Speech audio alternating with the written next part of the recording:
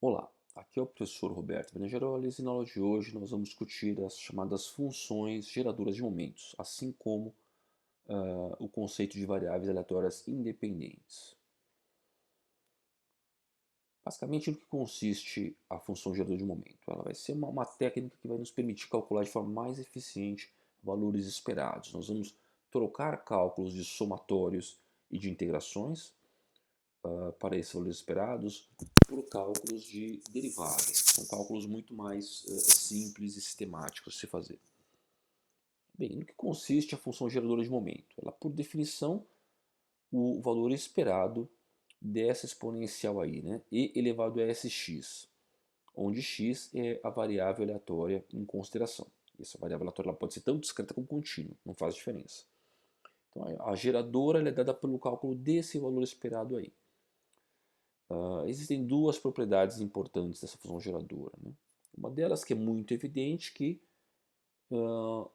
a função geradora m calculada na origem, né, em s igual a zero, é igual a 1. Né? Isso é bem óbvio. E a segunda, não tão óbvia assim, é que nós podemos calcular o valor esperado de potências de uma variável aleatória, né, o que chamamos de momentos, por meio das enésimas derivadas dessa função geradora calculadas em s igual a zero. Tá? Então, o valor esperado de x elevado a n vai ser a enésima derivada de m calculada na origem. Tá? Esse aqui é um resultado importante. Né? Vamos destacar a definição também da geradora. E vamos discutir a demonstração, né? Por que esse resultado funciona. Né? Primeiramente, vamos observar aqui, né, que uma exponencial pode ser expandida na chamada série de Taylor, né, que é essa série de potências em S, que nós vimos lá no curso de cálculo diferencial integral, né, no curso de FUV. Então nós temos aí que o valor esperado de uma soma de termos é o que? É a soma desses valores esperados.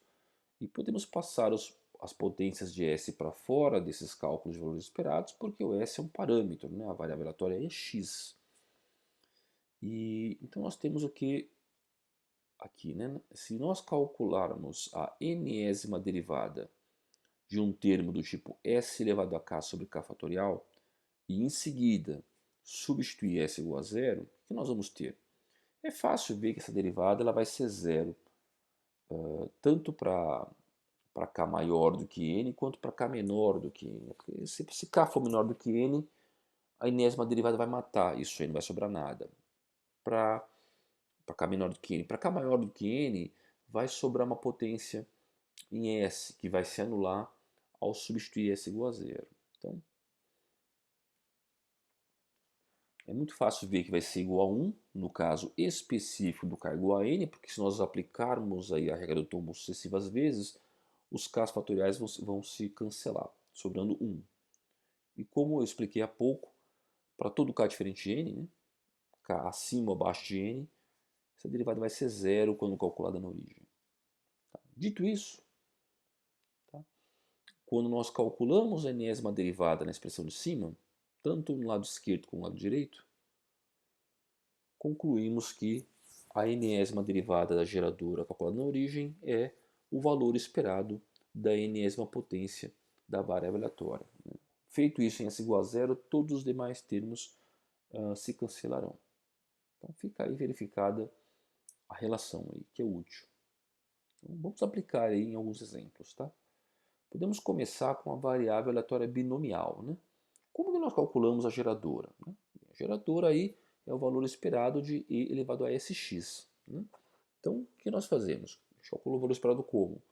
Multiplica esse exponencial pela distribuição binomial e soma em todos os estados. Né? Lembrando que o x aí vai assumir i, e eu faço somatório para todos os estados que são de igual a zero até n. Tá? Então, eu posso juntar a exponencial com a potência em p, e o que sobra aí, né, é uma soma de dois termos, né, do tipo, isso é uma soma do tipo a mais b elevado a n, né? Então fica assim, é uma soma, né, o termo p elevado a s com o termo 1 menos p. Então, tá aqui a função geradora de uma variável aleatória binomial. Dito isso, fica simples calcular os valores esperados de momentos para essa variável binomial, né? Bem, como a gente calcula o valor esperado de x? Pela primeira derivada dessa função geradora calculada em s igual a zero. E vai dar aí np, que é um resultado que a gente já conhece. Nós já calculamos isso por outros meios. O valor esperado do quadrado da variável aleatória, calculamos o quê? Segunda derivada da função geradora em relação a s, e substitui-se s igual a zero em seguida.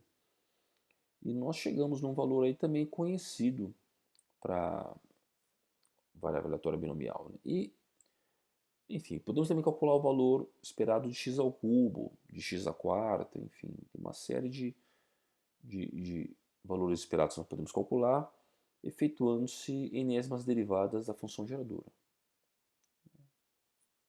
Podemos fazer cálculos similares para x à quarta e assim por diante. Um outro exemplo é a variável aleatória de Poisson, né? Então, a geradora é sempre o valor esperado de e elevado a sx. Então, vamos lá, o x assume valores i, que vão de 0 a infinito. Então, você multiplica esse exponencial pela distribuição de Poisson e soma em todos os estados. Então, a gente vai juntar essa exponencial com a potência lambda em i, e aí nós vamos ter aí uma Poisson redefinida, né? Onde você vai ter um fator ali que é lambda elevado a s nas potências de i. Né? Então, isso fica assim, né? O termo no somatório aí, ele vai ser a exponencial do argumento entre parênteses, né? Lembrando da série elevado a x, né? Então, tá aqui, essa é a função geradora de uma variável aleatória de Poisson.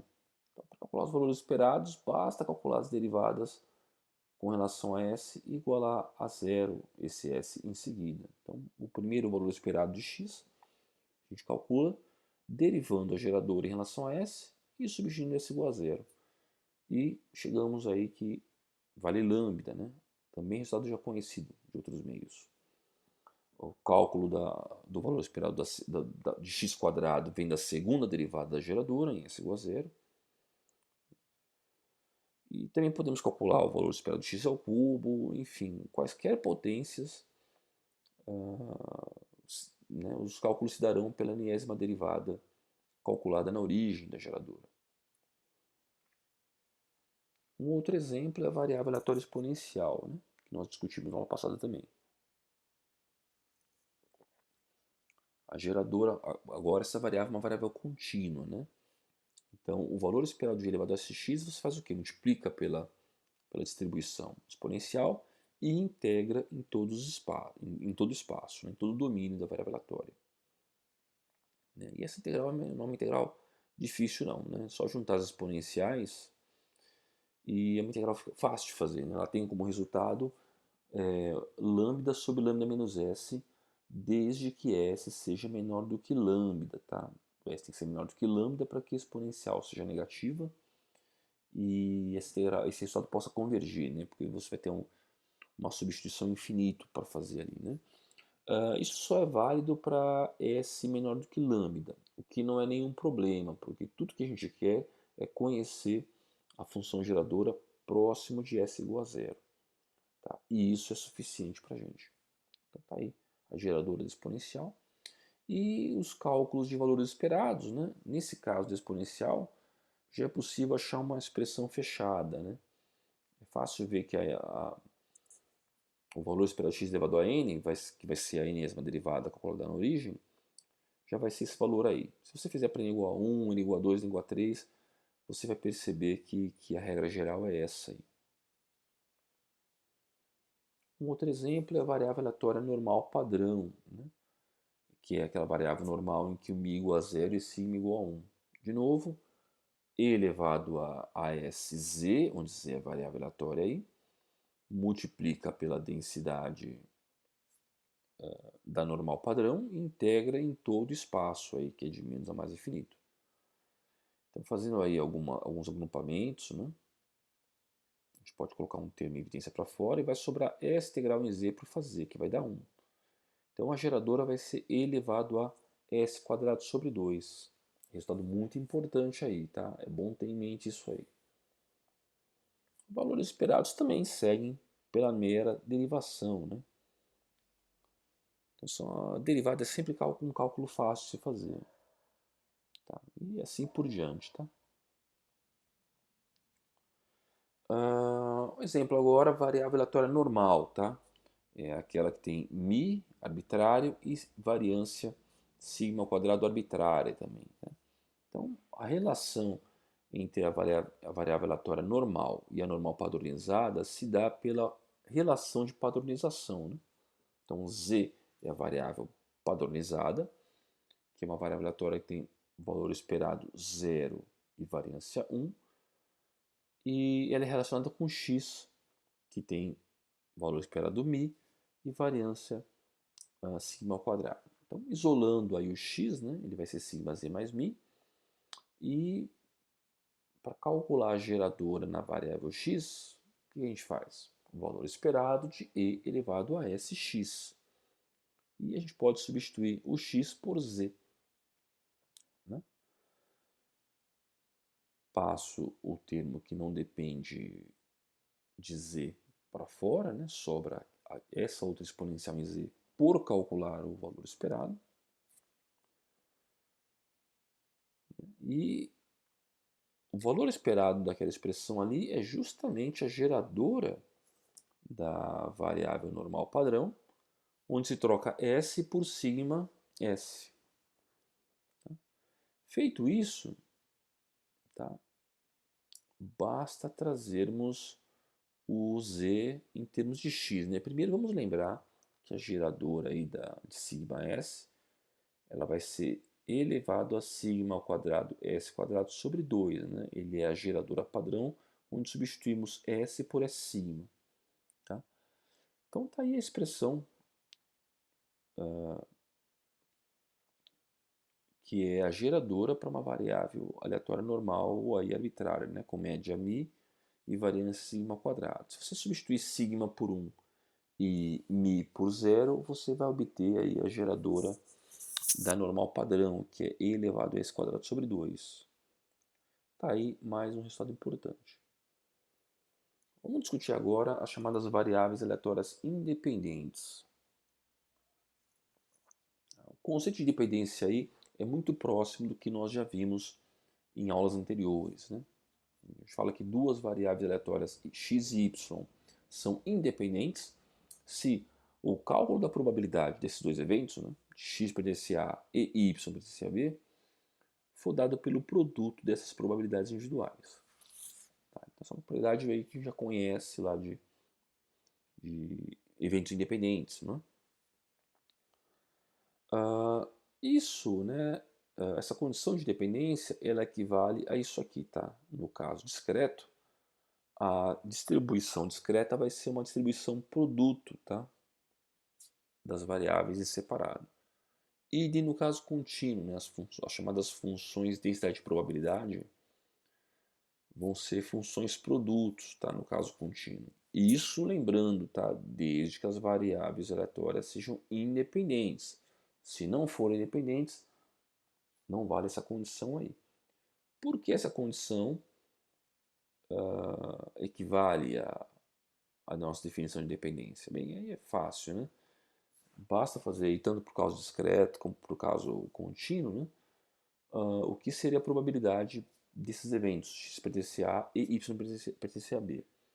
Então, basicamente, a função de distribuição, ela sendo uma função produto nas variáveis x e y,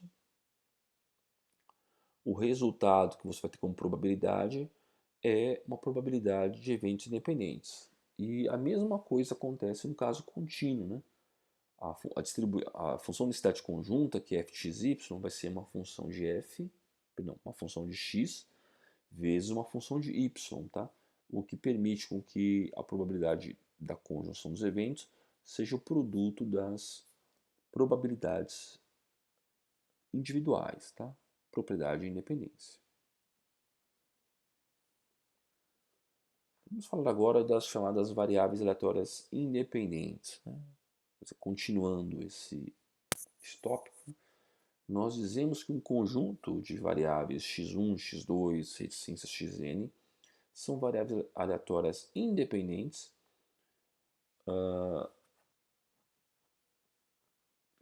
como hipótese, né, se elas forem variáveis aleatórias independentes, nós temos para a função geradora da soma delas, tá? O y aqui é a soma de todas essas variáveis independentes, né?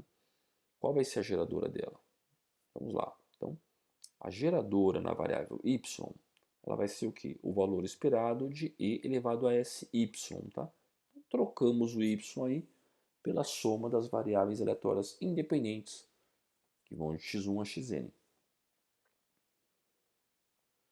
Então, esse cálculo vai ser o quê? Né? A exponencial de um somatório vai ser o produtório dessa exponencial. Né? Então, nós temos o produto aí dessas exponenciais.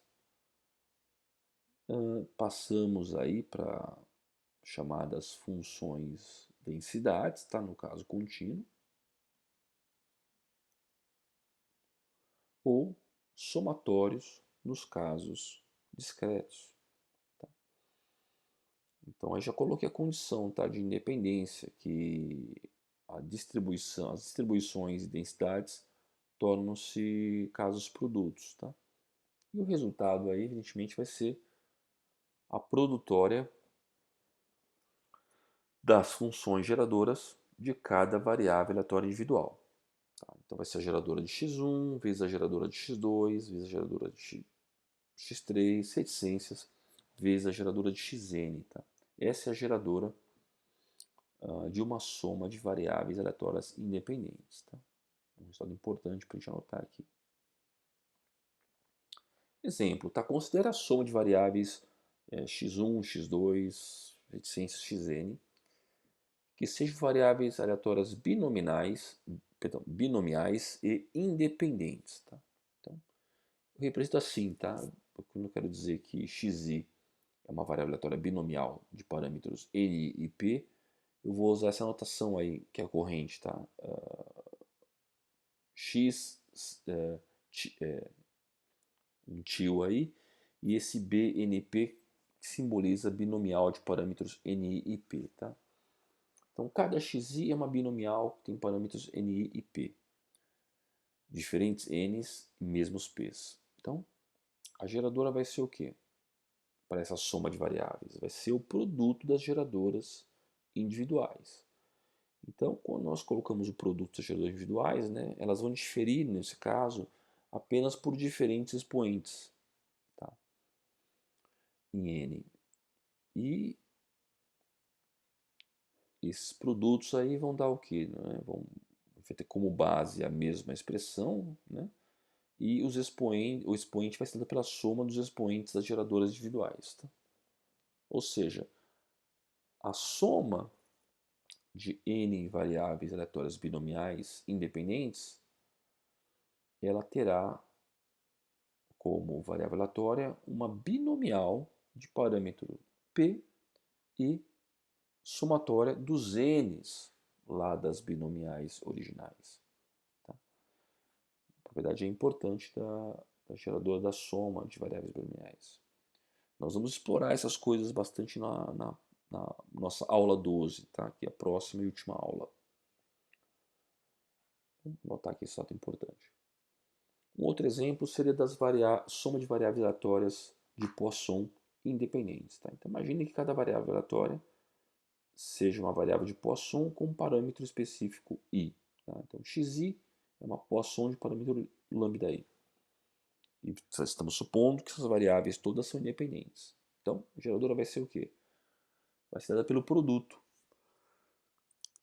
das geradoras individuais. Tá? E substituímos aí a geradora individual da Poisson, né?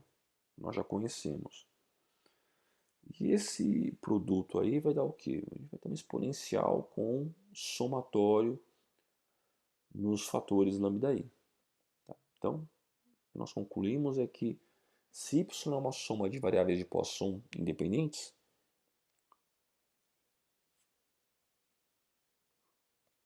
Essa variável aleatória de soma ela vai ser o quê? Ela vai ser uma Poisson cujo parâmetro vai ser dado pela soma dos parâmetros das n poissons independentes. Outro resultado importante aqui a ser anotado. Um outro exemplo aqui, tá? De soma de variáveis aleatórias independentes, só que agora são variáveis normais, tá? Então tem um x1, x2, etc, xn, são todas variáveis aleatórias independentes e todas distribuídas por normais, tá? Então, olha, cada xi é uma normal de média mi e de variância sigma i. E estamos presumindo que todas essas variáveis são independentes. Então, a geradora da soma vai ser o quê? Vai ser o produto das geradoras individuais. E a geradora individual de uma variável normal é conhecida, né? Está aí no produtório reproduzida. Quando a gente faz esse produtório para diferentes sigmas, diferentes mis, o resultado é a geradora de uma gaussiana, só que com parâmetros sigma e mi distintos, né, diferentes, né, dados pelo somatório das variâncias e pelo somatório dos valores esperados. Ou seja, a soma de n variáveis aleatórias normais ela vai ser uma normal, mas uma normal de parâmetros diferentes.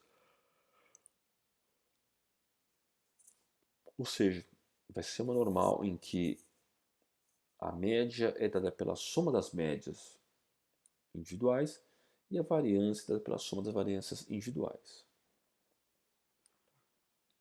Um outro estado importante que a gente precisa mencionar aqui é esse, que diz que o valor esperado de uma soma de variáveis aleatórias independentes é a soma dos valores esperados de cada variável. Bem, esse é bastante óbvio, né? Essa primeira expressão, nós já conhecemos ela. A segunda é que não é óbvia, é até um tanto surpreendente. A variância de uma soma de variáveis aleatórias independentes ela vai ser dada pela soma das variâncias de cada variável individual. Então, são dois resultados aqui marcantes, tá? Merecem ser destacados. Então, aqui um exemplo, determine, né, o que? A partir da função geradora, que é a soma dos xis, de 1 a n, a geradora para soma, né, na variável y, vai ser o quê? O produto das geradoras individuais. Né? E eu vou aqui omitir o símbolo x na geradora, tá? Para não carregar demais a expressão. Tá? Eu vou denotar somente por mi e não por m de xi. Então, o valor esperado da variável y, que é a soma de 1 a n de xi,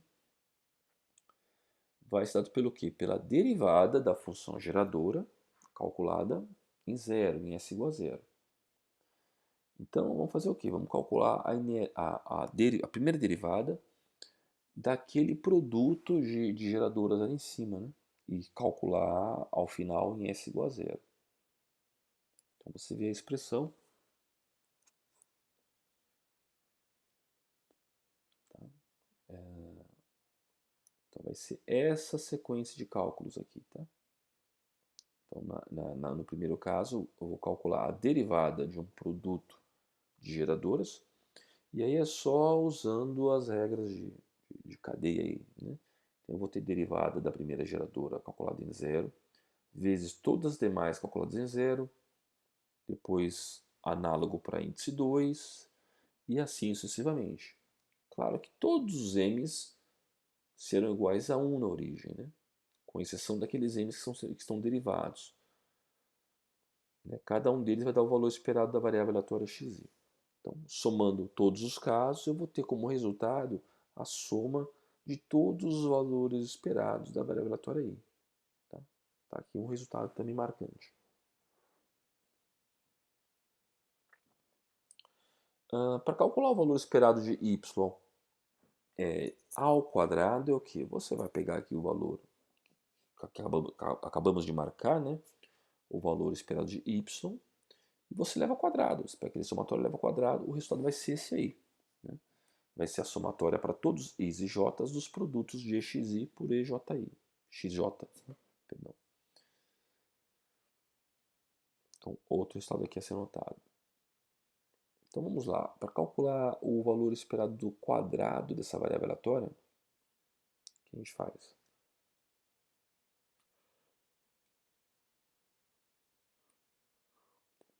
Então calculamos aí, né? Então lembrem-se que eu tenho um produtório de termos, quero calcular a segunda derivada desse produtório, para só depois substituir s igual a zero. Né? Então o cálculo vai ser esse aí, né? Já havia uma derivada antes, então você vai ter a segunda derivada nesse m vezes os m's restantes, mais os m's restantes vezes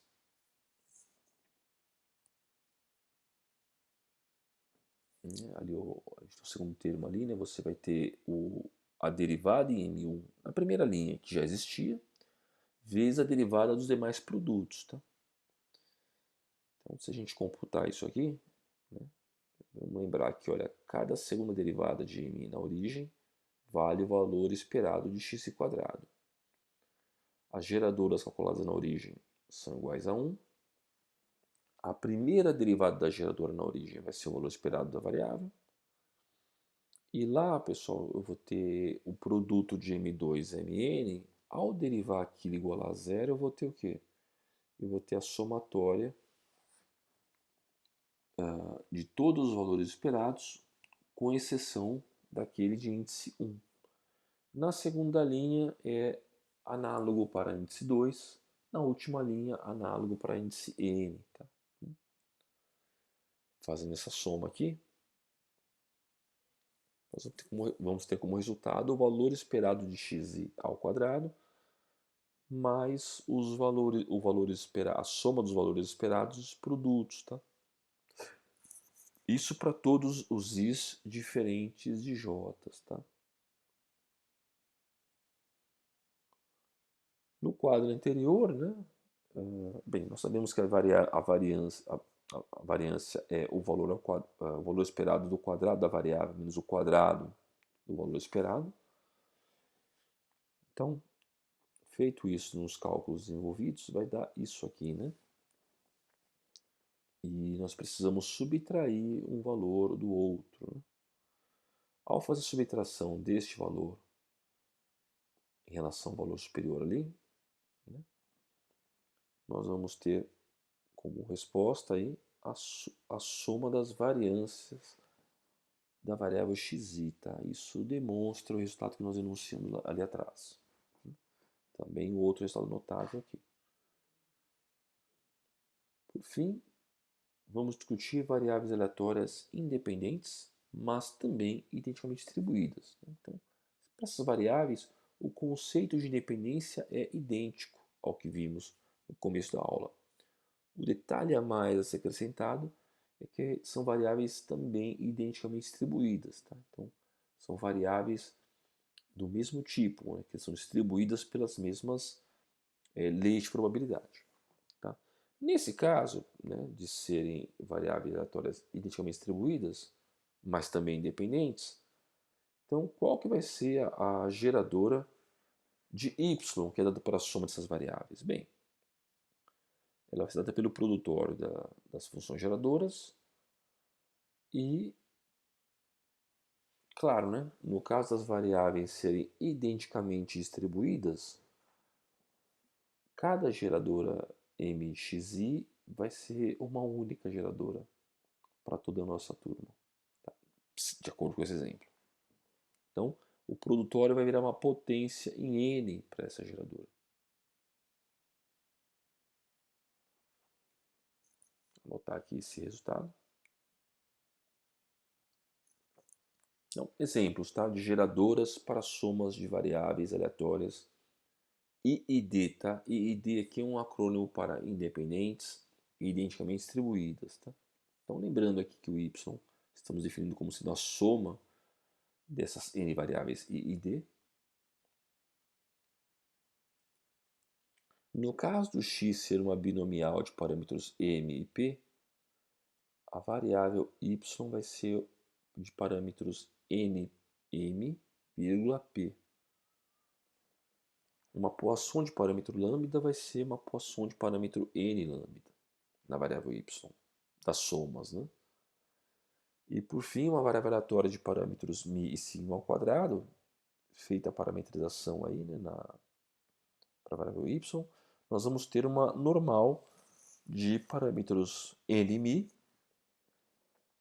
n sigma ao quadrado. Tá? Isso aí é só você pegar os nossos exemplos de geradoras de variáveis aleatórias e considerar os parâmetros que são iguais no caso de funções geradoras que são idênticas, né, para variáveis identicamente distribuídas. Tá? Então, vou anotar aqui esses resultados. É bom que vocês os chequem. Por fim, um exemplo aqui, tá? Vamos considerar a soma de n variáveis aleatórias de Bernoulli. Tá? Então, uma variável aleatória de Bernoulli, tá? Ela assume valores 0 e 1, né? 0 probabilidade P e 1 probabilidade menos P, tá? E ela representa o que, né, na verdade? Né? Ela representa, por exemplo, uma competição do tipo cara e coroa, né? Em que uma face com probabilidade P, a outra com probabilidade 1 menos P. Tá? Então, para essa variável aleatória, é fácil calcular a geradora dela, né? Você faz e elevado a x vezes a distribuição e soma para todos os estados, né? Que no caso é somente 0 e 1. É uma soma fácil de fazer. Vai dar isso como resposta aí, né? P elevado a S mais 1 menos P. Também é fácil calcular os valores esperados da variável Bernoulli, né? Veja, nós já demos aí na linha de cima a geradora. Tá? Então o cálculo de valores esperados é bem trivial, né? Estão todos representados aí.